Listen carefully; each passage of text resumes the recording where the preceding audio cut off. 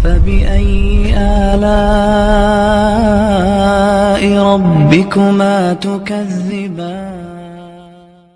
قربانی کے بارے میں چند مسائل سن لیں۔ پہلا مسئلہ یہ ہے کہ قربانی کا گوشت کھانا عبادت ہے، جیسے میں نے بتایا۔ بعض لوگ یہ کرتے ہیں کہ گھر میں قربانی کرتے ہی نہیں ہیں، سارے حصے ادھر ادھر دے دیے انہوں نے، تو یہ ایک قسم کا تکبر ہے، سمجھ رہے ہیں؟ ٹھیک ہے، صدقے کی اپنی اہمیت ہے، مگر جب اللہ کی طرف سے ضیافت ہے تو اس کو کھانا چاہیے۔ دیکھو ان 3 دنوں میں 4 دنوں میں روزہ رکھنا حرام ہے۔ کیوں حرام ہے؟ کیونکہ روزہ رکھ کے آپ گوشت نہیں کھا سکتے قربانی کا، رات کو حالانکہ کھا بھی سکتے ہیں، مگر یہ کہ جیسے عام دنوں میں کھانے کی روٹین ہے وہ نہیں کر سکتے آپ۔ تو اس کا مطلب پتہ چلتا ہے کہ جب اللہ تعالیٰ کی طرف سے ایک چیز کی ضیافت ہے تو اس ضیافت کا انکار نہیں کرنا چاہیے، یہ تکبر ہے۔ بعض لوگ یہ کہتے ہیں ہم تو پورا سال گوشت کھاتے ہیں، ابھی ہم نے کیا کھانا ہے یار؟ بھائی آپ پورا سال اپنے پیسوں سے کھاتے ہوں گے، دیکھو ہم پورا سال پانی پیتے ہیں نا، لیکن مکہ جب جاتے ہیں اور زمزم پیے بغیر واپس آ جائیں تو یہ بہت بڑی حماقت ہے یا نہیں ہے؟ ہے بھائی، وہاں جا کے پیتے بھی ہیں اور بھر بھر کے گھروں میں بھی لے کر آتے ہیں۔ کیوں لے کر آتے ہیں؟ اس لیے کہ وہ پانی اور اس پانی میں فرق ہے۔ وہ پانی پلانے والا کون ہے؟ اللہ ہے، یہ بھی اللہ ہی پلا رہا ہے، مگر اس کی نسبت اللہ اپنی طرف نہیں کر رہا، اس کی نسبت اللہ اپنی طرف کر رہے کہ میری طرف سے آفر ہے یہ تمہیں، تو اس میں جو برکت ہے وہ اس پانی میں نہیں ہو سکتی۔ برکت نہ بھی ہو بھائی، ہم تو اللہ کی طرف سے ضیافت ہے، تو تبھی نبی نے فرمایا کافر جو ہے وہ زمزم پیٹ بھر کے نہیں پیتا اور مسلمان زمزم پیٹ بھر کے پیتا ہے۔ کافر اتنا پیے گا جتنے ضرورت ہوگی، کہے گا پیاس ختم ہو گئی اب کیا، مسلمان کہتا ہے نہیں بھائی اور پیوں گا، پیٹ بھر کے پیوں گا میں، اللہ پلا رہا ہے۔ نہیں آ رہی میرا خیال ہے بات سمجھ۔ تو اسی طرح آپ سارا سال ٹکے بھی کھاتے ہیں، ہمیں پتہ ہے آپ کھاتے ہیں، کوفتے بھی کھاتے ہیں، کباب بھی کھاتے ہیں، وہ آپ کھاتے ہیں، وہ کسائی آپ کو جو دے رہا ہے، اس گوشت کی نسبت کس کی طرف ہے؟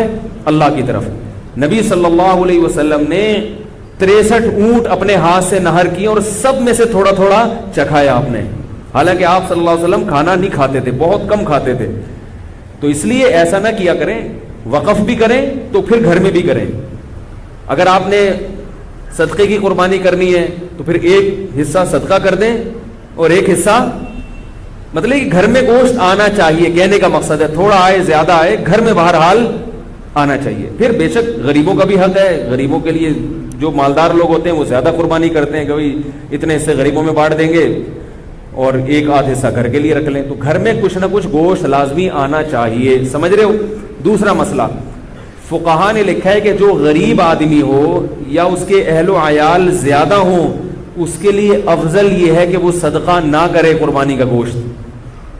نہیں یاری میرا خیال ہے بات سمجھ، کیونکہ اللہ کی طرف سے ضیافت ہے، تو جب آپ غریب ہیں، آپ پورا سال گوشت نہیں کھا سکتے تھے، تو بچوں کا حق، بیوی بچوں کا حق پہلے۔ بعض لوگ سخاوت کا دریا بن جاتے ہیں، گھر میں بچوں کو اتنا نہیں مل رہا اور وہ سارا انہوں نے بانٹ کے، تو بھائی وہ پہلے یہ غریبوں کے لیے ہے۔ میرا خیال ہے ہمارے ہاں اللہ کا شکر ہے کوئی ایسا غریب ہے نہیں، لیکن اگر کوئی بیٹھا ہوا ہو تو اس کے لیے بتا رہا ہوں، ہمارے ہاں سب کھاتے ہیں، پورے سال کھاتے ہیں الحمدللہ۔ لیکن اگر کوئی غریب ہے جس کو پورے سال گوشت کم ملتا ہے تو وہ صدقہ نہ کرے، وہ 3 حصے نہ کرے، وہ سارا اپنی فیملی کو کھلا دے، خود بھی کھائے اور اسٹور کر کے اپنے بچوں کو کھلائے، وہ بچوں کو، بیوی کو، یا جو بھی اپنے قریبی رشتہ دار ہیں ان کو کھلا دے۔ تو یہ قربانی کے گوشت کے 3 حصے کرنا ضروری نہیں ہے، سمجھ رہے؟ باقی عام آدمی کے لیے حکم کیا ہے کہ گوشت کے 3 حصے کر دے، ایک حصے کو صدقہ کر دے، ایک رشتہ داروں میں بانٹ دے اور ایک حصہ خود کھا لے۔ یہ جو رشتہ داروں والا حصہ ہے، اچھا یہ 3 حصے بھی ضروری نہیں ہے، اگر پورا ہی خود بھی کھا جائیں گے تو کوئی گناہ نہیں ہے، ٹھیک ہے؟ بہتر ہے کہ ایک حصہ، کیونکہ قرآن کہہ رہا ہے کلوا منہا واطعموا البائس الفقیر، خود بھی کھاؤ اور فقیروں کو بھی کھلاؤ۔ تو قرآن کے حکم کو فالو کرنا چاہیے، 1/3 کو کیا کر دینا چاہیے؟ غریبوں میں بانٹ دینا چاہیے۔ اب غریب کی ڈیفینیشن کیا ہے؟ یہ ایک نیا موضوع ہے، تو بہرحال جو آپ کو غریب لگتا ہے آپ اس کو دے دیں۔ باقی رشتہ داروں کا حصہ جو ہے، تو رشتہ داروں میں اگر قربانی ہو رہی ہے تو نہ دیں ان کو، ٹھیک ہے نا؟ اگر ہو گئی نہیں ہو رہی تو پھر ان کو دے دیں، تو یہ ہوتا ہے۔ باقی 2 حصے آپ رکھ لیں، ایک حصہ بانٹ دیں، ایسا بھی ٹھیک ہے۔ دوسرا مسئلہ قربانی کا یہ ہے، بہت اہم مسئلہ ہے کہ جس جانور میں 7 آدمی شریک ہوں یا 6 آدمی یا 4 آدمی یا 3 آدمی، اس کے گوشت کو تول کر تقسیم کرنا لازم ہے، اندازے سے تقسیم کرنا حرام ہے۔ بعض لوگ کہتے ہیں ہم سب راضی ہیں تو کیا ضرورت ہے؟ بھئی راضی کا مسئلہ، گوشت سودی اموال میں سے سودی، دیکھو 10 روپے دے کے 11 روپے لے سکتے ہو کسی سے، چاہے وہ دل سے بھی دے رہا ہو، پھر بھی نہیں۔ تو گوشت کی ایک بوٹی بھی کہیں زیادہ چلی گئی تو یہ سود ہو جائے گا۔ اب یہ فقہی مسئلہ، یہ علماء جانتے ہیں، آپ کو میں سمجھانا مشکل ہے۔ ایک بوٹی بھی زیادہ چلی گئی تو کیا ہو جائے گا؟ سود۔ اس لیے اس کو تول کے برابر برابر 7 حصوں میں تقسیم کریں، اور اگر اس ٹینشن سے بچنا چاہتے ہیں تو 7 حصوں میں کلیجی یا پائے ملا دیں، پھر تول کے تقسیم کرنا ضروری نہیں ہوگا۔ جیسے 10 روپے دے کے 11 روپے دینا تو حرام ہے نا، لیکن 10 روپے کے ساتھ ایک ٹافی رکھ لیں، ہے بھائی، پھر 11 روپے لے سکتے ہیں، یعنی وہ نوٹ کے علاوہ کوئی جنس آ جائے۔ یہ میں اس لیے اتنی تفصیل بتا، لوگ کہتے ہیں پتہ نہیں مفتیوں نے کیا دین کو بنایا ہوا ہے، یہ پائے ملا دو، کلیجی ملا دو، اس تکلف کی کیا دو؟ بھائی سود سے بچنا ضروری ہے۔ تو اب جب آپ اس میں کلیجی ملا دیں گے تو کلیجی گوشت کی جنس سے ایک الگ چیز ہے، تو اگر ادھر گوشت زیادہ آئے گا تو وہ کلیجی کے مقابلے میں ہوگا، ادھر کلیجی زیادہ آئے گی تو وہ گوشت کے مقابلے۔ جنس تبدیل ہونے سے سود کے مسائل پھر وہ پیش نہیں آتے، تو کلیجی ملا دیں۔ تو جب کلیجی تقسیم شروع میں ہوگی تو کلیجی لوگ پہلے 7 حصوں میں ڈیوائڈ کر لیتے ہیں، ٹھیک ہے، تو اس میں سے کچھ کلیجی نکال لیں، اور کلیجی 7 حصوں میں ڈیوائڈ کر کے تھوڑا سا اس میں گوشت ملا دیں، کلیجی میں گوشت مل جائے گا اور گوشت میں کلیجی۔ وہ ایک ہیروئن چی بیٹھا ہوتا نا پائپ کے منہ میں، پائپ ہوتے ہیں نا برساتی نالے، اس کے اندر ہیروئن چی بیٹھ کے ہیروئن پی رہا تھا، کہہ رہا ہے میں پائپ کے منہ میں ہوں اور میرے منہ میں پائپ ہے، اس کو بڑا انجوائے کر رہا تھا اس سے وہ۔ تو آپ جب کلیجی میں گوشت ملائیں گے اور گوشت میں کلیجی ملائیں گے تو اس کو کیا کریں گے؟ آپ انجوائے کریں گے، ٹھیک ہے۔ تو شروع میں کلیجی کے 7 حصے کریں اور اس میں تھوڑی سی کلیجی نکال لیں، باقی کے 7 حصے کر کے اس میں 1-2 بوٹی ملا دیں، تو کلیجی بھی تقسیم کرنا آپ کے لیے جائز ہو جائے گا، ورنہ کلیجی بھی تول کے کرنی پڑے گی، اور آخر میں جب گوشت ہو تو اس میں تھوڑی تھوڑی کلیجی ملا دیں۔ یہ سودی مسائل سے بچنے کے لیے، سمجھ گئے کہ نہیں سمجھ گئے؟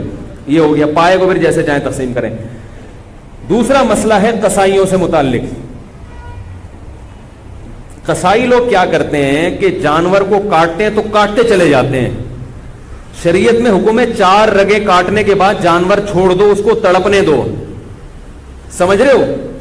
تڑپنے دو، اس تڑپنے سے فائدہ یہ ہوتا ہے اس کا جتنا بلڈ ہے وہ نکل جاتا ہے۔ ذبح کرنے میں ایک بہت بڑی حکمت کیا ہے کہ اس کا خون، سارا خون گندی اور ناپاک چیز ہے، وہ باڈی سے کیا ہو جاتی ہے، اس میں بیماریاں بھی ہوتی ہیں۔ یہ جو جانور میں کوئی بیماری ہو نا تو اس کے خون میں ہوتی ہے، خون کا نکلنا ضروری ہے، گوشت صاف ہو جاتا ہے اس سے۔ اب قصائی لوگ کیا کرتے ہیں کہ انہوں نے چونکہ اس دن میں نے بتایا نا تو سلام کا جواب نہیں دیتے اس دن، عید کے دن یہ اتنے بزی، یہ کیا کرتے ہیں جانور ذبح کرنے کے بعد اس کے گلے میں چھری مارتے ہیں، اس کی یہ جو پیچھے اعصابی رگ ہے اس کو کاٹ دیتے ہیں، اس سے جانور کو تکلیف بھی زیادہ ہوتی ہے اور ٹھنڈا بھی جلدی ہو جاتا ہے۔ اس لیے میں کہتا ہوں کہ جس کھونٹے سے جانور باندھا ہوا تھا وہ کھونٹا ابھی خالی ہے، تھوڑی دیر کے لیے اس کھونٹے سے کس کو باندھ دیں؟ قصائی کو باندھ دیں، کیونکہ قصائی کنٹرول میں نہیں آتا، اس کو آپ 100 دفعہ بھی کہیں بھائی نہیں کاٹو وہ پھر بھی کاٹتا ہے، وہ پھر بھی چھرا مارتا، اس سے جانور حرام نہیں ہوتا، لیکن ایک جو ایک حکمت ہے، ذبح کا ایک شرعی طریقہ ہے، اس طریقے پر تو عمل نہیں ہوا نا، جانور تو حلال ہی رہتا ہے، لیکن ایک کراہت آتی ہے، کراہت مکروہ عمل ہے یہ۔ اس لیے قصائی کو پہلے گائے پہ جتنے آدمی تھے نا اس سے زیادہ آدمی قصائی پہ چھوڑ دیں، آپ اس کو بولے اس کو تڑپنے دو، اور اس وقت تک وہ 8 آدمی کس کو پکڑ کے رکھیں گے؟ قصائی کو پکڑ کے رکھیں، کیونکہ وہ بھاگے گا، وہ آئے گا بولے گا نہیں میں کاٹن دو، اس کو پکڑیں آپ یا کھونٹے سے باندھ دیں، باقی جب جانور ٹھنڈا ہو جائے تو پھر کہیں آپ اب تمہارا کام شروع ہے۔ سمجھ گئے یہاں تک؟ تیسرا مسئلہ، جب جانور ذبح کریں تو بعض دفعہ آپ ذبح کر رہے ہوتے ہیں، قصائی بھی آ کے ہاتھ لگا دیتا ہے اس میں، لیکن وہ تکبیر نہیں پڑتا۔ جب 2 آدمی مل کے گلا کاٹیں گے تو دونوں کے لیے تکبیر پڑھنا ضروری ہے، اگر ایک نے بھی چھوڑ دی تو جانور مکمل حرام ہو جائے گا، اس کا گوشت کسی کے لیے بھی حلال نہیں ہوگا۔ انہوں نے گٹکے رکھے ہوئے ہوتے ہیں منہ میں، منہ ہل ہی نہیں رہا ہوتا ان سے، تو ان سے بولے بھائی گٹکا تھوڑی دیر کے لیے پھینک دو، تسلی کے ساتھ بسم اللہ اللہ اکبر پڑھو زور سے۔